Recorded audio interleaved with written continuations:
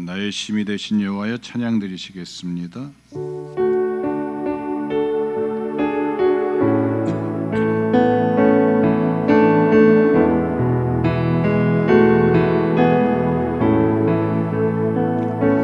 나의 힘이 되신 여호와여, 내가 주님을 사랑합니다. 주는 나의 반석이시며 나의 요새시라. 주는 나를 건지시는 나의 주, 나의 하나님, 나의 피할 바위시여 나의 방패시라. 나의 하나님, 나의 하나님,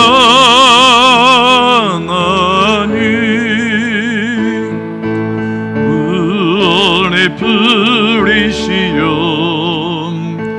나의 산성이라.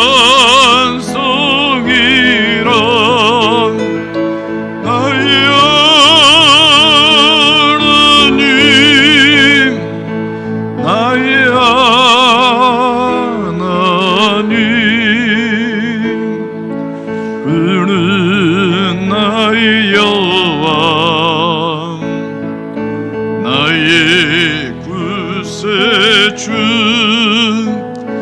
나의 생명이신 여호와여, 내가 주님을 찬양합니다. 주는 나의 사랑이시며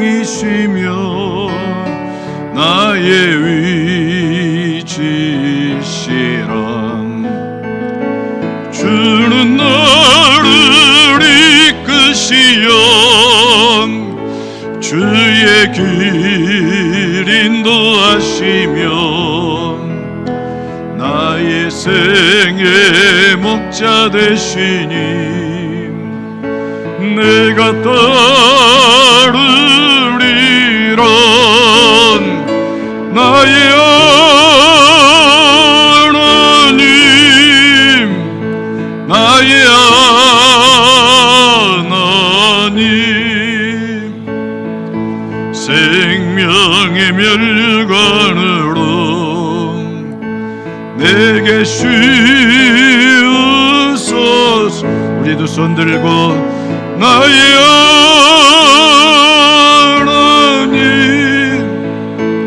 나의 하나님, 세이는 나의 여호와, 나의 구세주.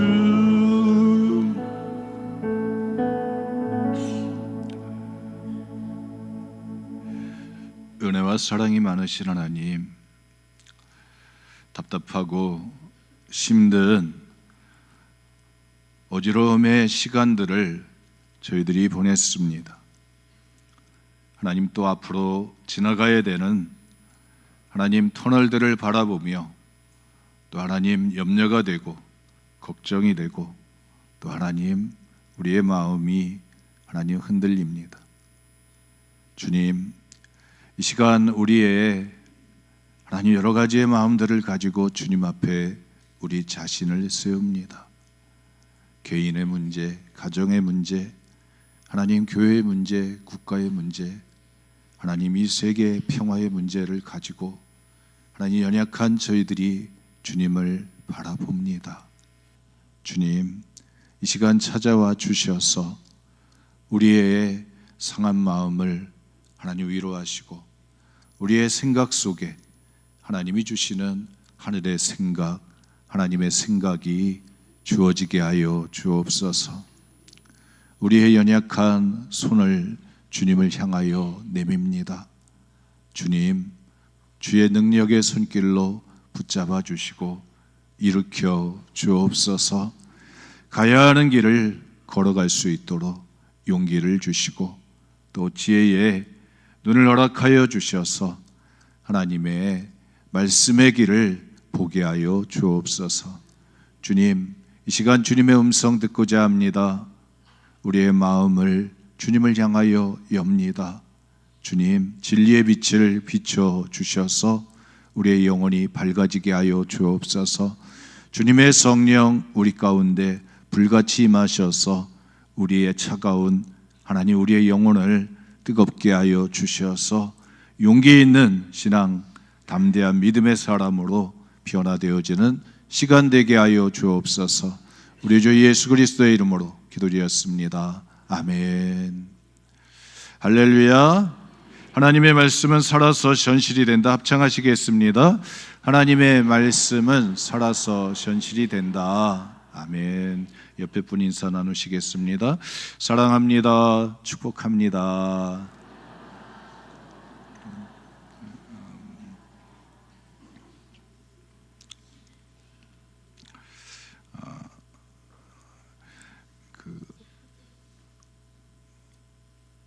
어느 교회 목사님이 설교를 하기 전에 서로 인사를 시키는데 이렇게 인사를 시켰다고 합니다.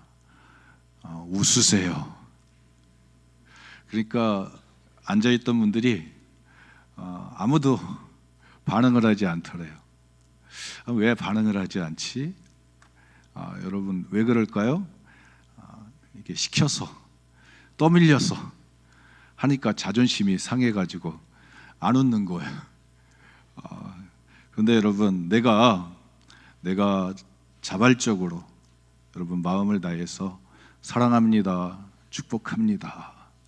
여러분 내가 주인공이 되면 여러분 내 얼굴을 생각해서 내 인격을 생각해서 여러분 웃게 되는 줄 믿습니다.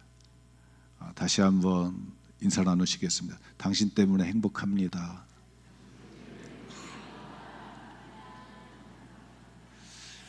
그렇죠. 한번 일주일을 생각해 보면서 누가 내가 지나왔는데 이렇게 예배 시간에 웃으면서, 물론 이제 가식적인 분들도 계시겠죠. 억지로 하신 분도 계실 거라 생각이 들어집니다. 그래도 한번 웃어보며 손 내밀며 따뜻하게 손잡아준 일이 있었는가, 돌이켜보면 열심히 사는 것 같은데 그런데 하지 못한 것 같아요. 우리 여러분 가정에서 사랑하는 아내 손 한번 잡아주신 적 있나요? 그렇죠. 쉽지 않아요. 쉽지 않아요. 쉽지 않습니다. 야, 정말 내 편이 될 수도 있고 남이 될 수도 있고, 그런데 어쨌든 여러분 하나님 앞에서 하늘과 땅이 연결되어지고 또 자연이 여러분 사람들이 다 연결되어지는 예수 그리스도 십자가 안에서 죄인과 의인들이 만나는 귀한 생명의 역사들이 일어나는 시간들이 되어지기를 축복합니다. 한 주간 지나면서 참 답답한 시간들을 보내게 됐습니다. 그런 가운데 이제 제가 하나의 이제 한 분의 기도를 보면서 그래야겠구나 그러면서 함께 나누고자 합니다. 2차 세계대전 당시에 이제 독일 낙치에 이제 히틀러의 공포 속에서 이제 독일 교회가 저항하는 교회들이 있었습니다. 그 중에 이제 대표적이신 분이 이제 보네퍼 목사님인데, 이분이 감옥에 갇히시게 됩니다. 그러면서 이제 이런 기도를 드렸어요. 오 주 하나님, 크나큰 공경이 저를 덮쳤습니다. 걱정 근심이 저를 삼켰습니다. 저를 위로하시고 도와주소서. 당신이 주시는 것들을 견뎌내도록 저에게 힘을 주소서. 두려움이 저를 다스리지 못하게 하소서. 당신은 저를 잊지 아니하시고 오히려 저를 찾아내십니다. 제가 당신을 알고 사랑하기를 당신은 간절히 바라십니다. 주님, 당신의 부르는 소리를 듣고 제가 당신을 따라갑니다. 거룩하신 성령님, 절망에서 지켜줄 믿음을 저에게 주소서. 당신과 다른 모든 이들을 향한 사랑을 제 속에 담아주시어 그 어떤 증오에도 고통에도 오염되지 않게 하소서. 아멘. 그래서 그 기도 구절 가운데 두려움이 저를 다스리지 못하게 하소서, 이 구절들이 있습니다. 많은 그리스도인들에게 여러분 용기를 주는 구절인 것을 보게 됩니다. 두려움이 있습니다, 여러분. 근데 그 두려움이 나를 다스리는 게 아닌 거예요. 여러분, 두려움이 임하면 그리스도인들은 도망가게 돼 있습니다. 두려움이 임하면 도망갔어요. 겟세마네 동산에서 제자들이 도망갔습니다. 왜? 두려워서. 베드로가 예수님 따라가다가 대제사장의 집들에서 예수님을 부인했습니다. 왜? 두려웠기 때문에. 두려움이 임하면 도망가게 돼 있습니다. 비겁해지게 돼 있습니다. 여러분, 우리 그리스도인들이 이 세상 속에서 여러분 용기 있는 자들이 되어지기를 축복합니다. 소망합니다. 증오가 있고 여러분 고통이 있는 이 세상을 우리가 살아갑니다. 그런데 우리의 영혼이, 우리의 믿음이, 우리의 소망이, 우리의 사랑이 오염되지 않기를 소망합니다. 내가 믿는 내 신앙이 여러분 세상에 오염되지 않는 거예요. 노아의 방주를 만들 때 거기에다가 뭘 칠하는? 고페르를 칠해요. 역청을 칠하는 것입니다. 왜? 세상의 물이, 사망의 물이 그 방주 안으로 들어오지 못하도록, 틈 속으로 들어오지 못하도록 여러분 거기다 역청을 칠해요. 여러분 세상에 여러분 사망의 물들이 있습니다. 그 사망이라고 하는 것은 모든 것들을 망가뜨리게 되는 것입니다. 여러분 가정도 망가지고 직장도 망가지고 우리 사회도 망가지고 모든 체계들이 망가져가는 그런 세상의 사망의 심이 우리가 있는 우리의 삶의 자리에 들어오지 못하도록 여러분 세상의 심이 우리 가운데 들어오지 못하도록 거룩한 심으로 여러분 그것을 지켜낼 수 있는 우리 믿음이 있는 그리스도인 되기를 소망합니다. 여러분 금식들 하고 계신가요? 참 힘이 듭니다. 막 우리 한 분 권사님이 목사님 밥을 먹는데 손이 막 부들부들 떨립니다. 어떻게 해야 되나요? 약 먹어야 되는데 이거 어떻게 해야 되나요? 왜 이런 걸 시키십니까? 여러분 믿음대로 하시기를 바랍니다. 다 우리가 건강할 때, 또 우리가 기회가 있을 때 다 잃어버리고 소 잃고 외양간 고치는 그런 어리석음이 범하지 않도록 우리가 아직 눈물을 흘릴 수 있을 때, 우리가 아직 지켜낼 수 있을 때 여러분 가슴 치면서 애통하는 자들이 되어졌으면 좋겠습니다. 왜 애통하는 자가 복이 있나니 저가 하늘의 위로를 받을 것이라고. 여러분 이 나라 이 민족의 여러분 고통의 혼란에 여러분 우리들의 삶의 자리들이 있습니다. 누가 기도하겠습니까? 누가 이 나라의 문제를 붙들고 씨름하겠습니까? 여러분 나라를 위해서 여러분 피 흘린 자들이, 또 나라를 위해서 땀 흘려본 자들이, 나라를 위해서 눈물을 흘려본 자들이 이 나라의 고통의 십자가를 붙들고 씨름하는 것인 줄 믿습니다. 우리 대한민국 한국교회가 이 대한민국의 역사 가운데서 가난을 이겨내기 위해서, 또 전쟁의 그 심 앞에서 그걸 막아내고 평화를 이루어내기 위해서 여러분 믿음의 조상들이, 또 믿음의 선배들이 여러분 눈물로 가슴치며 새벽부터 밤까지 울부짖으며 여러분 지켜낸 이런 믿음의 흔적들이 있기에 오늘 우리가 지금 누리는 이 평화를 여러분 우리가 지키고 또 누리게 되는 줄 믿습니다.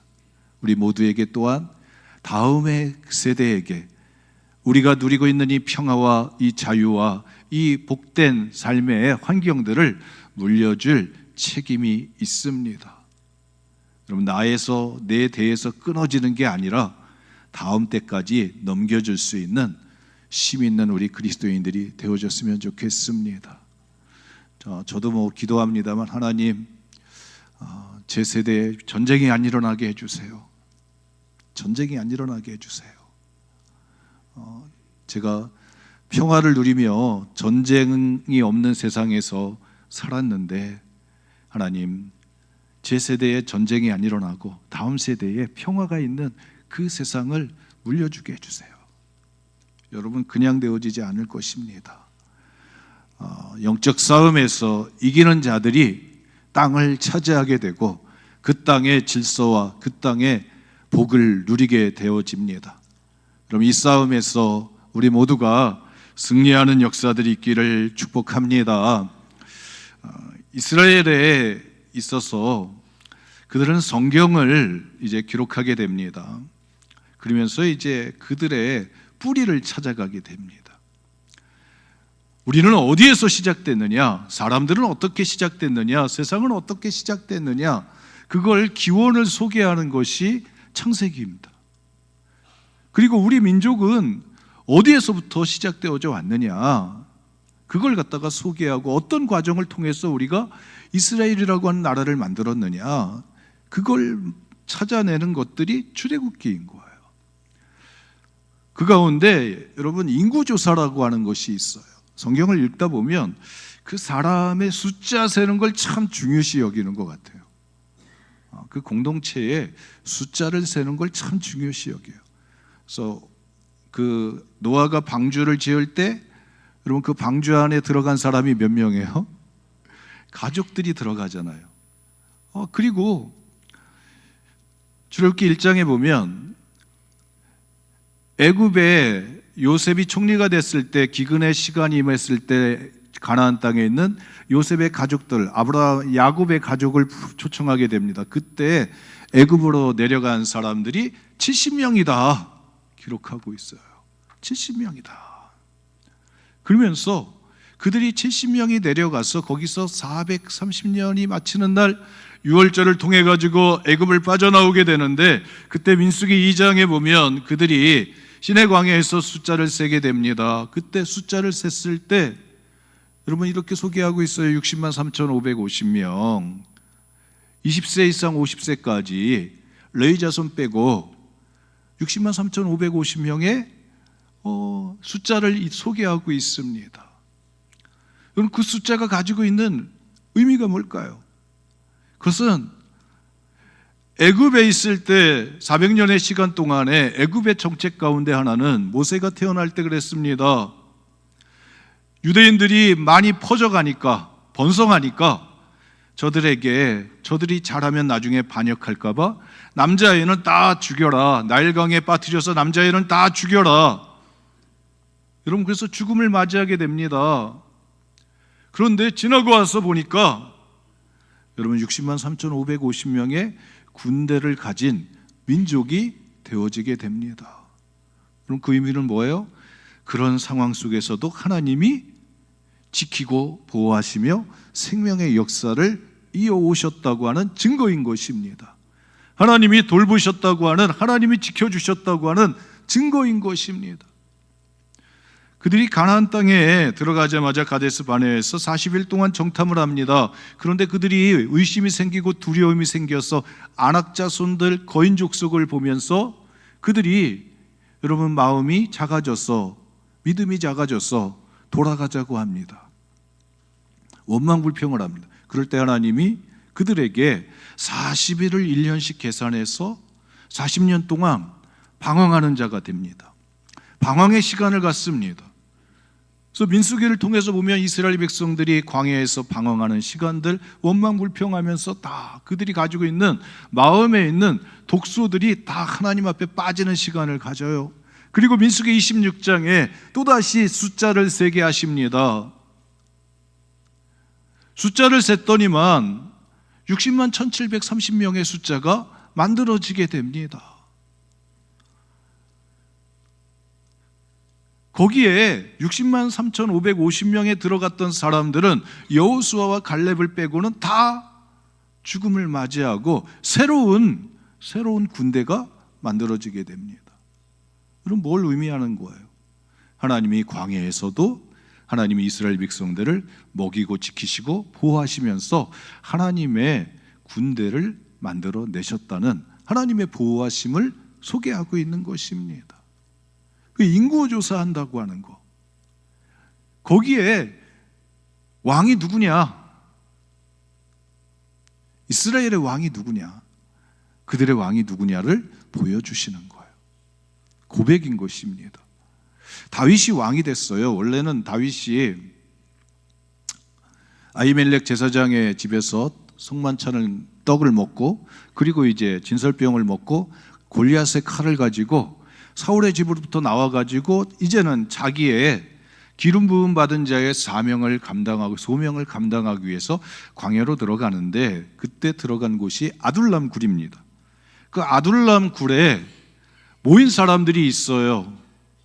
이스라엘 다윗의 왕국을 일으켜 세우기 위해서 처음에 그들과 함께 마음을 모으고 뜻을 모아서 새롭게 출발했던 그 자리 아둘람 굴에 다윗의 가족들이 모이고 마음이 상한 자들, 원통한 자들, 그래서 빚진 자들, 다 사울의 왕권에 반하는 자들이 다 모여서 다윗이 우두머리가 되어집니다.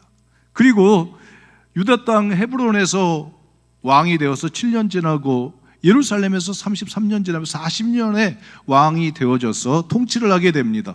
그랬을 때 사무엘하 24장에 보면 다윗이 인구조사를 하게 됩니다. 하나님이 다윗에게 악한 생각을 줘가지고 인구조사를 하게 되는 거예요. 마음을 충동시켜서 인구조사를 합니다. 요압 장군을 통해 가지고 인구조사를 합니다. 인구를 갖다가 조사하라고.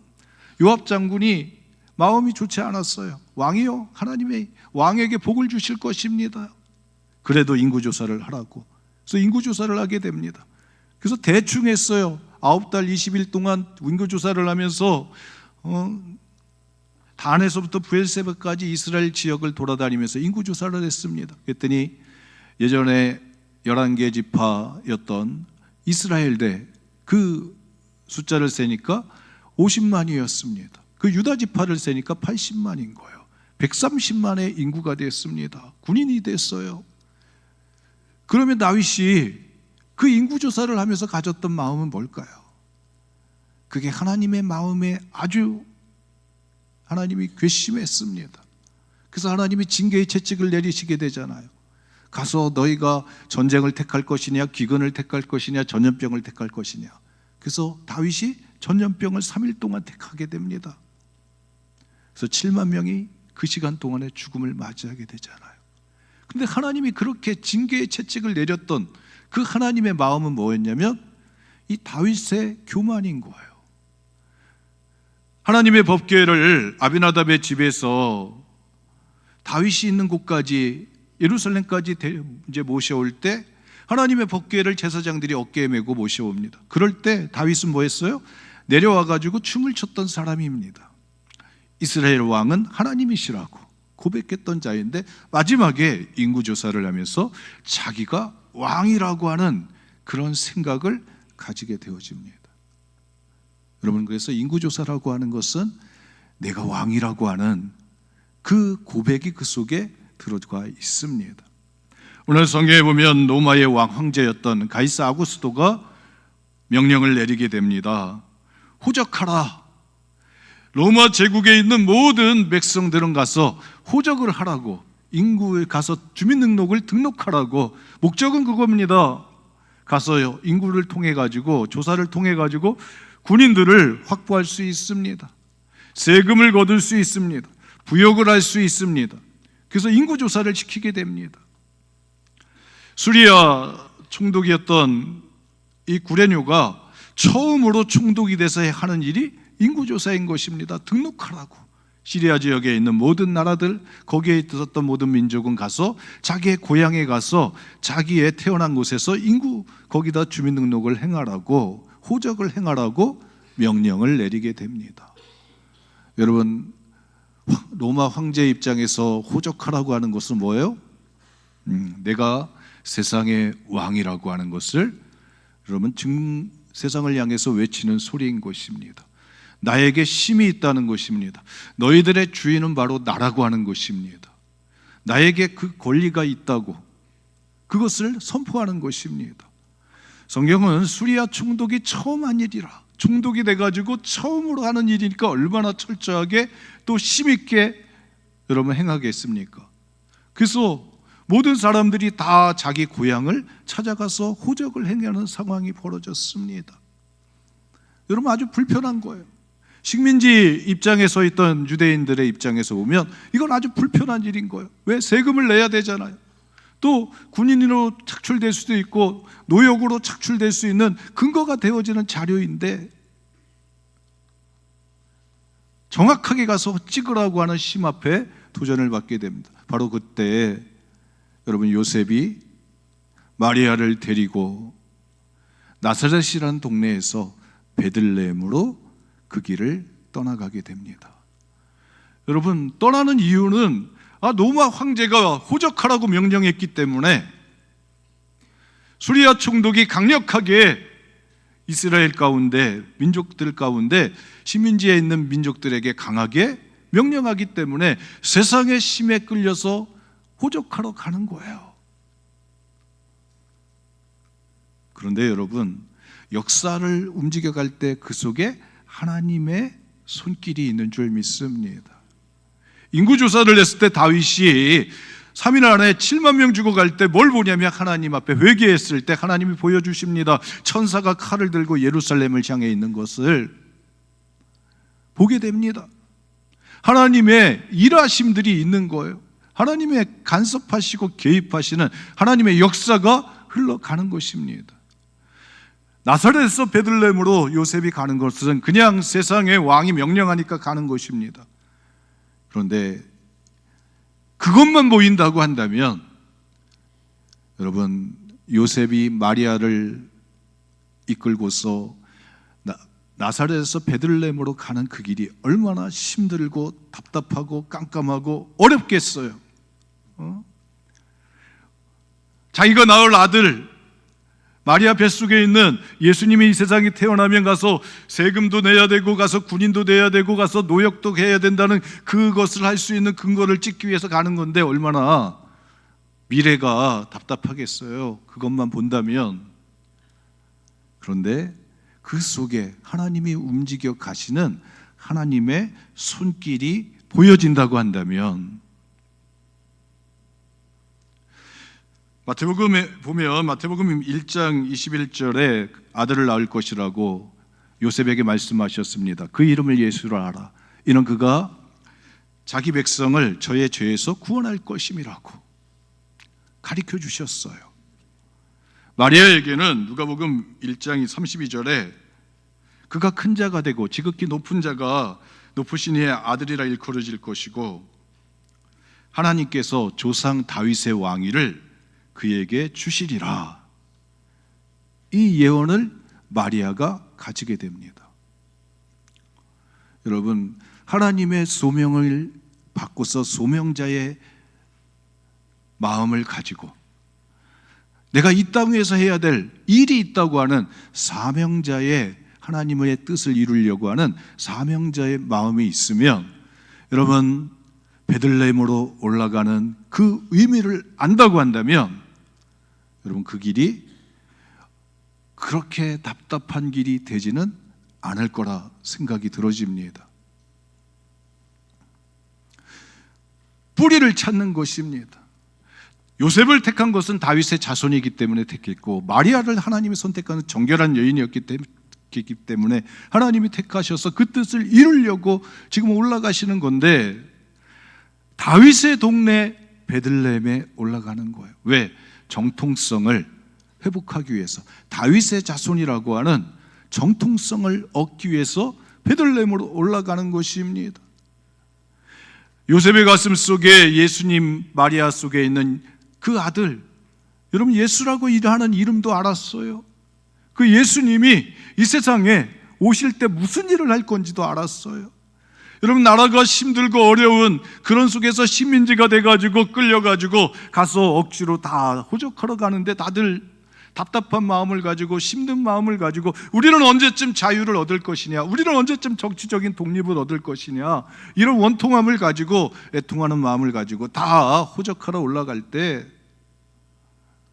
요셉의 마음속에, 마리아의 마음속에, 그래, 이 땅을 자유케 하실 메시아가 지금 우리 가운데 있다. 여러분, 이것이 믿어지게 되면, 이것이 확실하게 가슴에 자리 잡고 그것이 불이 꺼지지 않았다고 한다면, 여러분, 그 길을 올라가는 길이 그렇게 힘든 길은 아니었을 거라 생각이 들어집니다. 물론 가는 과정이 힘들었을 거예요. 만삭이 된 여인이 여러분 걸어서 갔을까? 말을 타고 갔을까? 낙이 타고 갔을까? 물론 여러 가지 추측이 있습니다만 제가 성화를 보니까 대부분 다 마리아는 낙이 타고 가더라고요. 근데 그게 뭐 낙이가 오늘날 자동차처럼 편하겠어요? 힘든 길이지만 여러분 올라갑니다. 왜?